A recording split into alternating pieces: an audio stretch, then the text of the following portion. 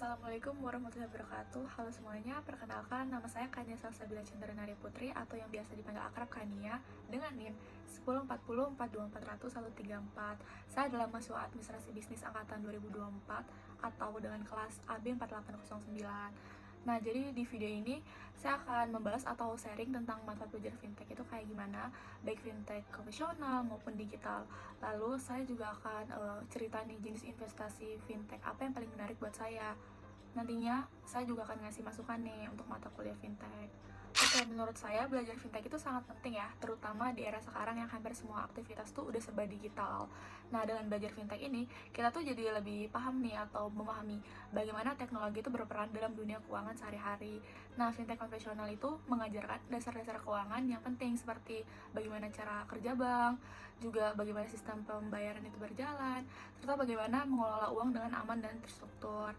Dari sini, saya tuh belajar dan jadi paham alur keuangan yang benar tuh kayak gimana, dan pentingnya menjaga stabilitas keuangan pribadi. Sementara itu, fintech digital itu lebih berfokus pada penggunaan teknologi modern dengan layanan keuangan seperti e-wallet, mobile banking, juga ada investasi online. Kalau e-wallet itu kan kayak misalnya sekarang udah canggih banget dengan kris ya di era kita sekarang, kayak GoPay juga bisa. Fintech digital ini ngebuat transaksi keuangan tuh menjadi lebih cepat, praktis, juga mudah diakses, khususnya bagi generasi muda dan mahasiswa kayak saya sekarang.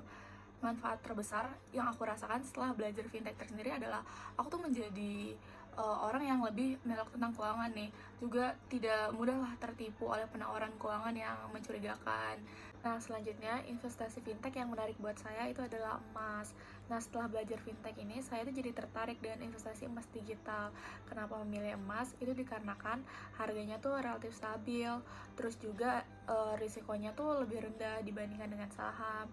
Cocok banget juga nih buat pemula dan mahasiswa kayak saya. Terus juga emas ini dia bisa mulai dari nominal kecil bahkan puluhan ribu, juga praktis dan aman itu tuh tanpa perlu repot menyimpan emas fisik di rumah, juga mudah dijual atau dicairkan, itu bisa dicairkan ke rekening bank atau ditransfer. Juga dia tuh fleksibel, jadi beli atau jual tuh kapan saja, lebih mudah juga dengan memantau harganya kan. Nah, ada platform yang sudah resmi diawasi oleh Bapeti atau OJK untuk menjamin keamanan aset itu, kayak Pegadaian Digital. Nah, lewat fintech ini kita tuh bisa nih beli emas tanpa harus ke toko. Semuanya tuh bisa lewat aplikasi, aman, praktis, dan juga tuh bisa dipantau kapan aja.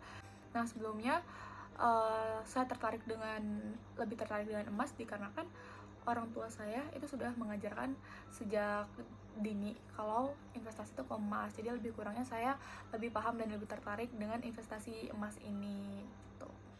Selanjutnya, masukan untuk mata kuliah fintech sendiri, itu menurut saya mata kuliah fintech itu udah sangat relevan dengan keadaan sekarang di era digital ini. Tapi mungkin akan lebih menarik kalau yang pertama itu lebih banyak praktik langsung pakai aplikasi fintechnya. Maksudnya itu kayak bukan cuma belajar teori di kelas, tapi mahasiswa-mahasiswa ini juga langsung mencoba nih aplikasi fintech yang sering dipakai sehari-hari. Contohnya mungkin bisa aja kayak simulasi investasi emas digital lewat aplikasi itu kayak gimana. Nah, dengan praktik langsung ini mahasiswa tuh jadi lebih paham cara pakainya, juga jadi nggak bingung saat antara dipakai di kehidupan nyata. Lalu juga mahasiswa juga bisa tahu resiko serta manfaatnya. Lalu mungkin diajari cara menghindari penipuan digital itu seperti apa. Kayak mahasiswa tuh bisa aja dibekali pengetahuan keamanan digital, karena penipuan sekarang itu kan makin canggih banget ya. Para penipu tuh sekarang udah kayak another level banget. Contohnya itu kayak cara mengenali aplikasi fintech resmi dan ilegal, kan banyak banget yang beredar di masyarakat aplikasi-aplikasi atau web tiruan dari yang resminya kan. Nah, mungkin sekian saja dari saya Kania.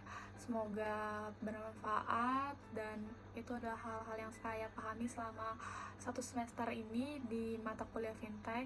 Terima kasih, maaf apabila ada kesalahan dari omongan saya. Wassalamualaikum warahmatullahi wabarakatuh.